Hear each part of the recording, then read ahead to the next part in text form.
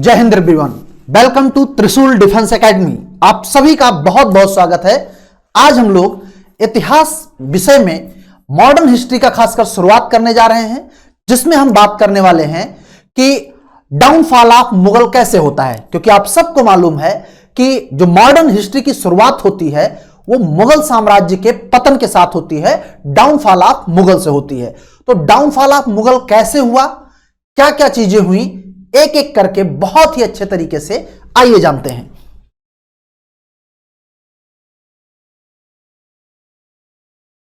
हां, तो हम लोग बात करने वाले हैं डाउनफॉल ऑफ मुगल्स पे, और इसका हम आज पार्ट 1 आपके साथ डिस्कस करेंगे। पार्ट 1 में हम लोग क्या देखने वाले हैं, आइए जानते हैं। सबसे पहले तो हम लोग बात करेंगे किस पे, तो आप देखोगे यहां पे कि डाउनफॉल ऑफ मुगल की कहानी स्टार्ट कैसे होती है। इसके बारे में अगर बात किया जाए तो आप सबको यहां ध्यान यह देना है कि जब औरंगजेब की डेथ होती है, किसकी डेथ होती है, औरंगजेब की डेथ होती है, तो वहां पे क्या चीजें होती हैं। औरंगजेब की डेथ के बाद में एसिसिनेशन को लेकर के, उत्तराधिकार को लेकर के उनके जो बेटे थे उनमें वार शुरू हो जाता है।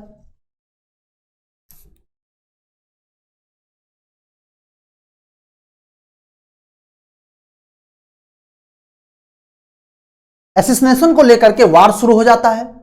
अब उस वार में आप देखोगे 3 भाई आपस में लड़ते हैं। कौन कौन है, तो हम इधर बात करेंगे। एक तो है उसमें मोहम्मद मुअज्जम।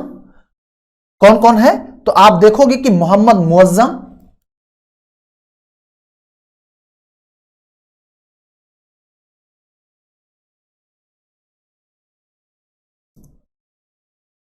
मोहम्मद मुअज्जम, और फिर बात करेंगे तो दूसरा है मोहम्मद आजम एंड कामबख्श।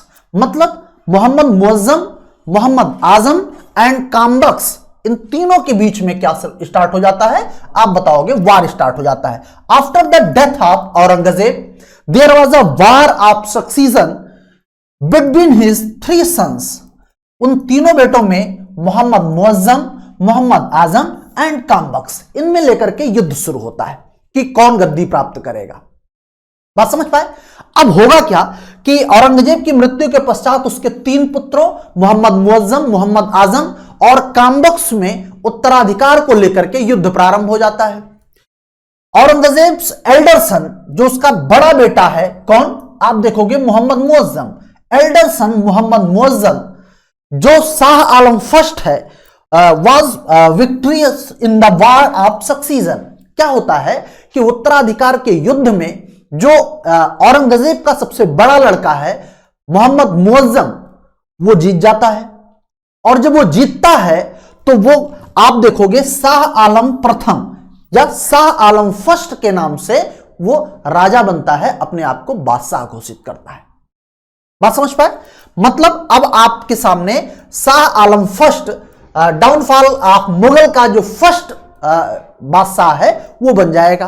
आप देखोगे कि यहां पर मोहम्मद मुअज्जम जो है, मोहम्मद मुअज्जम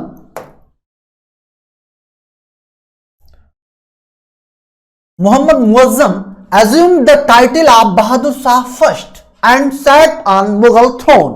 मोहम्मद मुअज्जम शाह आलम फर्स्ट का उपाधि धारण करता है और गद्दी पर बैठ जाता है। बात समझ पाए, राजा बन जाता है, मुगल सिंहासन पर बैठ जाएगा। आप देखोगे Bahadur Shah first freed Sambhaji son Sahu from prison. एक जब औरंगजेब का टाइम पीरियड है तो औरंगजेब ने क्या किया कि जो संभाजी, शिवाजी के सन कौन थे, आप देखोगे कि शिवाजी के सन हैं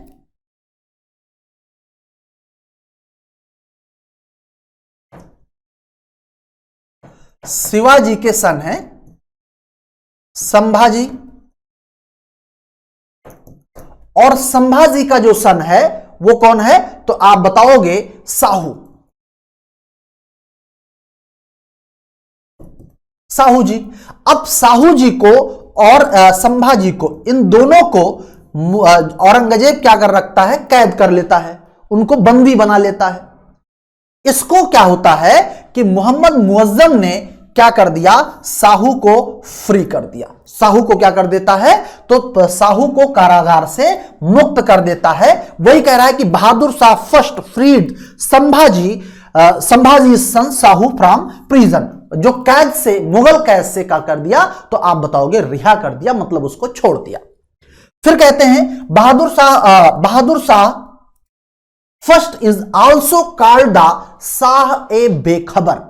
एक्चुअल में जब ये शासक बनता है बहादुर शाह फर्स्ट, उस समय इसकी एज की अगर हम लोग बात करें तो एज लगभग में 60 प्लस होती है। कितना होती है, तो आप देखोगे कि एज इसकी 60 प्लस होती है। तो जब 60 प्लस एज है तो कोई बहुत एक्टिव वर्क तो ये कर नहीं पाएगा, ऐसा तो होगा नहीं कि बहुत ही अच्छे से, तो और ये थोड़ा काम काज से भी बहुत भागता था। इस कारण से इसको शाह ए बेखबर कहा जाता है। तो आपसे कभी कभी क्वेश्चन पूछ लेता है कि किस मुगल बादशाह को शाह ए बेखबर कहा जाता है। Who Mughal emperor known as Shah ए बेखबर। तो आप आंसर क्या बताओगे कि शाह ए बेखबर के नाम से कौन जाना जाता है, आप बताओगे कि कौन जाना जाता है, तो शाह आलम फर्स्ट, या इसी को बहादुर शाह फर्स्ट, या इसी को मोहम्मद मुअज्जम भी बोलते हैं।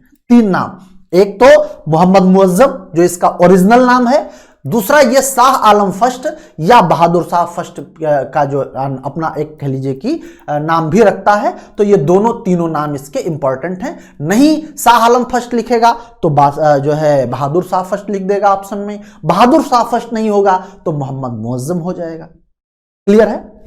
नेक्स्ट पॉइंट पे बात करते हैं। अब यहां पे अगर हम लोग देखें, बहादुर शाह प्रथम को शाह बेखबर भी कहा जाता है।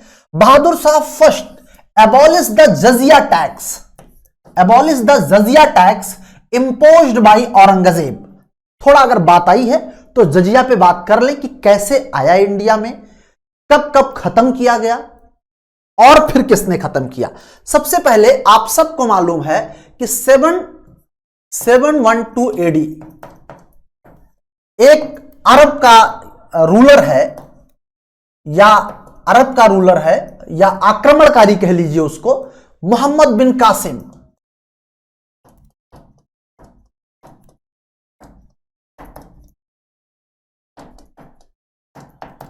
मोहम्मद बिन कासिम जब इंडिया पे अटैक करता है तो आप देखने को पाओगे कि जब उसने इंडिया पर अटैक किया तो ये सिंध प्रोविंस पे अटैक करता है। कौन से? सिंध प्रोविंस पे अटैक करता है। जब सिंध प्रोविंस पे अटैक करता है तो आप देखोगे कि सिंध प्रोविंस में इसने पहली बार जजिया टैक्स इंप्लीमेंट किया। जजिया टैक्स सबसे पहले सिंध प्रोविंस में इंप्लीमेंट किया गया, लागू किया गया।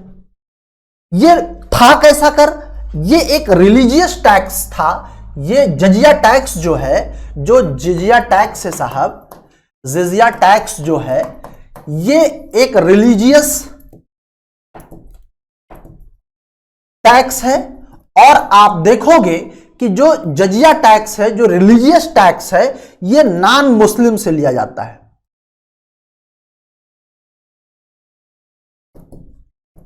किससे लिया जाता है? जो गैर मुसलमान हैं, मतलब जो मुसलमान नहीं है। अब वो मुसलमान नहीं है तो और क्या हो सकते हैं? वो हिंदू हो सकते हैं, वो ईसाई हो सकते हैं, वो पारसी हो सकते हैं, यहूदी। नॉन मुस्लिम से टैक्स लिया जाएगा, उसका नाम क्या है? तो आप बताओगे जजिया टैक्स। तो अगर कभी ऐसा क्वेश्चन बनाए, वो पहला व्यक्ति जिसने इंडिया में जजिया टैक्स इंप्लीमेंट किया, आप आंसर क्या बताओगे? मोहम्मद बिन कासिम। मोहम्मद बिन कासिम के टाइम से आया। फिर सल्तनत पीरियड में आप पढ़ने को पाओगे, सल्तनत पीरियड में कई शासकों ने जो है जजिया अपने कोई टाइम पीरियड में लगाता है, कोई हटाता है।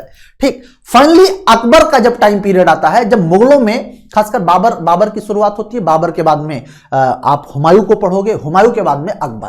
तो अकबर थोड़ा रिलीजियस रूप से आप कह लीजिए कि टॉलरेंस वाला पर्सन था, वो सहिष्णु व्यक्ति था धार्मिक आधार पे। अब जब वो धार्मिक आधार पे सहिष्णु है तो उसने जजिया टैक्स को समाप्त कर दिया। उसने कहा this is the hateful tax, तो उसने हटा दिया। जजिया टैक्स को जब उसने हटा दिया तो अब उसके टाइम पीरियड में अच्छा देखो आप कि चाहे राजपूत हो या अदर भी, अकबर का खूब सम्मान हुआ। अकबर ने कह लीजिए कि मैं अगर एक अपना व्यू दूं तो मैं उसको actual founder of Mughal dynasty मानता हूं। क्यों? क्योंकि उसके जो भी वर्क हैं वो सबको साथ ले चलने वाला वर्क है। इस कारण से अकबर का इंपॉर्टेंस भी इंडियन हिस्ट्री में बहुत बढ़ जाता है। काम तो उसने जो किए वो अच्छे थे ही, खासकर उसने कुछ ऐसे पॉइंट्स थे जैसे जो तीर्थ यात्रा होती थी हिंदुओं की, उस पर टैक्स लगाते थे और सारे रूलर, और जो है अकबर ने उसको भी खत्म कर दिया। जजिया टैक्स खत्म कर दिया। कुछ और काम है जिसपे हम लोग एक एक करके बात करेंगे जब हम मेडोल हिस्ट्री पे बात करेंगे बहुत अच्छे तरीके से। यहां हमको देखना है कि बहादुर शाह फिर जो है औरंगजेब ने जजिया टैक्स फिर से इंप्लीमेंट कर दिया। औरंगजेब थोड़ा कट्टर था, एक्सट्रीमिस्ट था, और इस कट्टरता की वजह उसकी जो भी रही हो, उसने चाहे हिंदू मंदिरों को तोड़ना हो या जजिया टैक्स लगाना हो, इस सब काम की वजह से उसकी थोड़ी आलोचना भी की जा सकती है कट्टरता पे। एक बात ध्यान रहे कि बहादुर शाह फर्स्ट ने क्या किया, एबॉलिश कर दिया, उसको समाप्त कर दिया। औरंगजेब के द्वारा लगाए गए जजिया कर को समाप्त कर दिया। मतलब अगर आपसे क्वेश्चन पूछता है कि वो कौन सा शासक था जिसने औरंगजेब के द्वारा लगाए गए जजिया टैक्स को समाप्त किया, तो आप क्या बताओगे? आप बताओगे बहादुर शाह फर्स्ट। क्या नाम बताएंगे? बहादुर शाह फर्स्ट। क्लियर है? अब हम बात करते हैं after the death of Bahadur Shah, Jahandar Shah became the Mughal emperor with the help of Zulfikar Khan. अब ये जुल्फिकार खान कौन है? जुल्फिकार खान एक्चुअल में एक सरदार था। सरदार उसको कहते थे जो आर्मी के रूप में भी सेवा देता था। कुछ जो है उसके पास लैंड होते थे अपने, जिनसे वो टैक्स कलेक्शन करता था। ठीक, पावरफुल लोग थे। इनमें आप देखोगे कि जुल्फिकार खान ने जहांदार शाह को हेल्प किया क्या करने में, तो आप बताओगे एम्परर बनने में या शासक बनने में हेल्प कर दिया। बहादुर शाह की मृत्यु के पश्चात जहांदार शाह जुल्फिकार खां की सहायता से मुगल सम्राट बन गया। अब ये मुगल सम्राट बन गया है, तो नेक्स्ट मुगल एम्परर कौन है? तो आप बताओगे जहांदार शाह है। कौन है? तो आप बताएंगे साहब Jahandar Shah is the next Mughal emperor after the death of Bahadur Shah first. Clear? Next बात करें जहांदार शाह के बारे में। Jahandar Shah is also called a dissolute fool, मतलब इसको लंपट मूर्ख कहा जाता है। क्या कहा जाता है? लंपट मूर्ख कहा जाता है। आखिर ऐसा क्यों कहा गया होगा? उसके भी कुछ रीजन रहे। Jahandar Shah with the help of Zulfiqar Khan शासक तो बन गया, लेकिन इसमें वो क्वालिटी नहीं थी जो एक रूलर में होनी चाहिए थी। और जब वो क्वालिटी नहीं है तो इसके जो भी काम होंगे वो कुछ इस तरह से होंगे जो एडमिनिस्ट्रेशन को डिस्टर्ब करेंगे। खासकर इसकी सबसे एक जो फेमस रही है इतिहास में, इसकी एक गर्लफ्रेंड थी लाल कुंवरी। कौन थी साहब? तो आप बताओगे लाल कुंवरी थी। लाल कुंवर क्या किया से ये बहुत प्रेम करता था, और इसने क्या कर दिया, ऐसा कुछ लोग कहते हैं कि ये एक वेश्या थी। और हुआ क्या कि इसके जितने भी रिलेटिव थे उनको जहांदार शाह ने सारे बड़े बड़े पोस्ट दे दिए। तो भाई ऐसे आप किसी से विशेष प्रेम रख के अगर पोस्ट का डिस्ट्रीब्यूशन कर दोगे, हमें नहीं लगता कि एडमिनिस्ट्रेशन आप अच्छे से चला पाओगे। और यही कारण रहा कि इनका एडमिनिस्ट्रेशन डिस्टर्ब रहा। आप समझ पा रहे हैं? एडमिनिस्ट्रेशन अच्छे से नहीं हो पाया, और एडमिनिस्ट्रेशन अच्छे से नहीं हो पाएगा तो क्या कोई भी देश, कोई भी सरकार नहीं चल सकती है। हर क्षेत्र में आपको एक बेहतर, एक गुड गवर्नेंस की जरूरत है, और अगर गुड गवर्नेंस नहीं है तो फिर आप डिक्लाइन की तरफ जाएंगे ही जाएंगे। और वही हो रहा है आपके मुगलों के साथ में। पहला शासक औरंगजेब के बाद में जो बनता है वो शाह ए बेखबर है।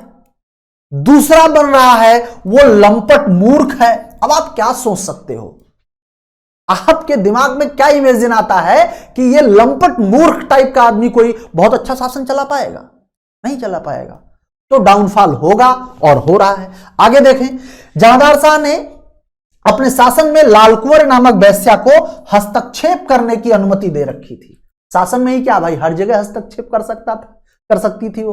बात समझ रहे हैं? तो अब देखते हैं, एक तो ये बात हो गई। दूसरी हम लोग बात करेंगे कि जहांदार शाह ने जय सिंह को मिर्जा राजा की उपाधि दी। किसकी उपाधि दी? मिर्जा राजा की। एक्चुअल में जय सिंह उस समय बहुत ही पावरफुल शासक थे और जय सिंह को अपने साथ लाना जरूरी था एडमिनिस्ट्रेशन को चलाने के लिए, अदरवाइज कहीं जय सिंह ही अटैक कर देते तो मुगलों की सत्ता चली जाती। इस डर से आप देखोगे Jahandar Shah had given the title of Mirza Raja to Jai Singh. उसने जय सिंह को मिर्जा राजा की क्या दिया? टाइटल दिया या उपाधि दे दिया। Is that clear? फिर हम बात करते हैं, Jahandar Shah had given to the title of Maharaja. देखो, एक क्वेश्चन पूछेगा जय सिंह को कौन सी टाइटल दिया? आप बोलोगे मिर्जा राजा की। बोलेगा अजीत सिंह को कौन सा टाइटल दिया? तो आप बोलोगे महाराजा की। एक चीज, Jahandar Shah had given the title of Maharaja to the ruler of Marwar Ajit Singh. Marwar के राजा थे अजीत सिंह और अजीत सिंह को क्या किया? जहांदार शाह ने महाराजा की उपाधि दी। कौन सी पदवी दिया? महाराजा की पदवी प्रदान किया, उपाधि प्रदान किया, टाइटल दिया। बात समझ पा रहे हैं? नेक्स्ट अगर हम बात करें, अब आप जहांदार शाह का टाइम देख रहे हो, ठीक? जब जहांदार शाह का टाइम है, इसी पे उस समय आप देखोगे कि जो एडमिनिस्ट्रेशन है वो भाई अमीर वर्ग, जैसे आज के टाइम में मिनिस्टर्स हैं, ऐसे उस समय के मिनिस्टर्स को अमीर कहा जाता था। तो अमीर बेसिकली दो पार्ट में डिवाइड थे। एक तो कुछ वे लोग थे, जैसे मुगल भी क्या थे, तो आप बताओगे कि मुगल बाहरी थे। बात समझ रहे हैं? आक्रमण किया इन्होंने, भारत पे कब्जा किया। तो कुछ तो लोग इनके साथ में आए थे और कुछ इंडिया के लोग थे जो इस्लाम एक्सेप्ट कर लिए थे, चाहे वो सल्तनत पीरियड हो या आगे के टाइम में। उनमें से दो व्यक्ति ऐसे हैं जो इंडियन मुस्लिम हैं। देखो, इनमें भी इंडियन मुस्लिम और फॉरेनर मुस्लिम, इनके भी दो कैटेगरी हैं। इंडियन मुस्लिम में दो हैं, एक तो हसन अली और दूसरा अब्दुल्ला खान। हसन अली एंड सेकंड है कौन? अब्दुल्ला खान। ये दोनों ब्रदर थे। क्या थे? भाई हैं। और ये सैयद थे। सैयद जो है एक भारतीय मुसलमानों का एक वर्ग था, सैयद। तो ये दोनों बहुत ही डेवलप किए अपने आप को। एक्चुअल में ये इंडियन मुसलमान थे, इन्होंने अपने आप को डेवलप किया और एक ऐसा टाइम आया, Syed brother Hasan Ali Barha and Abdullah Khan during the Mughal period known in history as the ruler creator. बात समझ पाए? क्या है? ये राजा को निर्माण करने लगे, शासक निर्माता वर्ग हो गए। क्या बन गए? तो आप बताओगे शासक निर्माता बन गए। जिनको सैयद बंधु चाहेंगे, एक टाइम पीरियड इस तरह से रहा है कि जिनको सैयद बंधु चाहेंगे वो शासक बनेगा। बात समझ पाए? इंपॉर्टेंस इनका बहुत बढ़ गया। तो अब सैयद बंधु हसन अली बरहा और अब्दुल्ला खां को मुगल कालीन इतिहास में शासक निर्माता के रूप में जाना जाता है। किस रूप में जाना जाता है? तो आप बताओगे शासक निर्माता, किंग मेकर कह सकते हो। क्या? किंग मेकर कह सकते हो। ये किंग मेकर थे। कौन था? तो आपसे क्वेश्चन इस तरह से बन सकता है कि who is known as king maker in Indian history? आप क्या बताओगे? सैयद बंधु। सैयद बंधु में कौन? Hasan Ali and Abdullah Khan. Hasan Ali and Abdullah Khan is known as the king maker during Mughal period. Is that clear? Next part हम चलो बात करते हैं। अब आप देखोगे यहां पे कि जो Farrukhsiyar had called the Mughal dynasty a distinguish called, मतलब फर्रुखसियर को मुगल वंश का घृणित कायर कहा जाता है। क्या कहते प्यारे साथी? तो आप बताओगे कि घृणित कायर कहा जाता है। एक्चुअल में होता क्या है कि Farrukhsiyar became the Mughal emperor with the help of Syed बंधु, और आप देखोगे कि सैयद बंधु के सहायता से फर्रुखसियर जो है वो क्या बनता है? तो शासक बन जाता है। फर्रुखसियर हैड हैंग बंदा बहादुर 1716 एडी। फर्रुखसियर ने क्या किया? 1716 ईस्वी में बंदा बहादुर को फांसी दे दी। एक्चुअल में बंदा बहादुर सिख गुरु थे, सिख के नेता थे। बात समझ रहे हैं? लीडर ऑफ सिख थे, और इनको क्या कर देता है? वो फांसी दे देता है।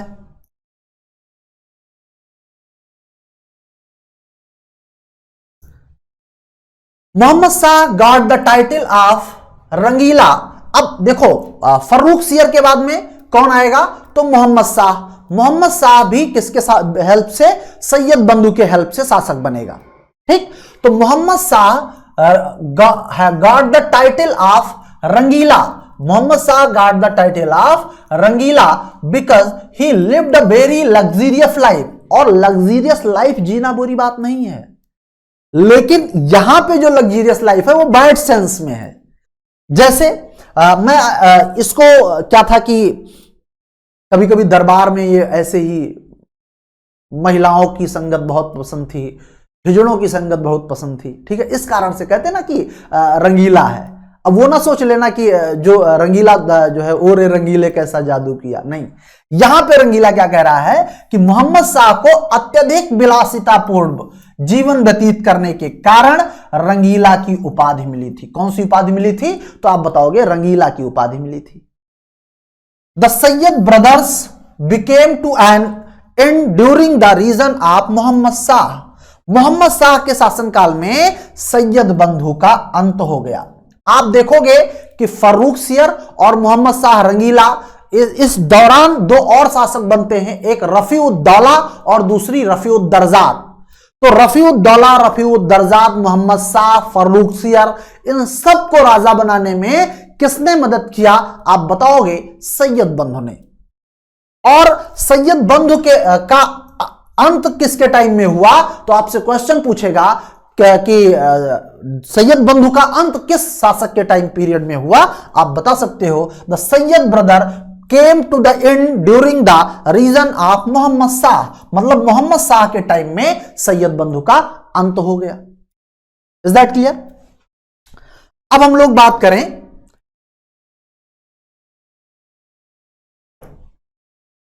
हुसैन अली खान की हत्या तुरानी सैनिक हैदर कुल खान ने अक्टूबर 1720 में कर दी। अब्दुल्ला खान और हुसैन अली है ना, तो हुसैन अली की हत्या किसने किया? तो आप बताओगे कि Hussain Ali Khan was assassinated by Turani soldier Haider Quli Khan इन अक्टूबर 1720। मतलब हुसैन अली खान की हत्या तुरानी सैनिक हैदर कुल खान ने 1720 में करवा दिया। During the reason of Mohammad Shah, Persian ruler Nadir Shah attacked Delhi in 1739। आपसे बात करूं तो 1739 ईस्वी में, कब? 1739 एडी में आप देखोगे किसका? मोहम्मद शाह के टाइम पीरियड में नादिर शाह जो एक शासक था, कहां का? आप बताओगे ईरान का, पर्सिया का, वो भारत पर आक्रमण करता है। मोहम्मद शाह के शासनकाल में फारस के शासक नादिर शाह ने 1739 ईस्वी में दिल्ली पर अटैक किया, दिल्ली पर आक्रमण किया। अब नादिर शाह का अटैक होगा तो कुछ उसके अपने व्यवस्थाएं रहेंगी, कुछ उसके अपने काम रहेंगे। क्या होगा उस पर भी हमको एक एक करके बात करना है। अब नादिर शाह की कहानी हम लोग शुरू करेंगे कि नादिर शाह के अटैक के बाद में भारतीय राजनीति में, इंडियन हिस्ट्री में क्या चेंजिंग आया, उसको हम बात करेंगे अपने नेक्स्ट सेशन में। आज के लिए इतना ही, तब तक आप लोग अपना ख्याल रखें। थैंक यू, जय हिंद।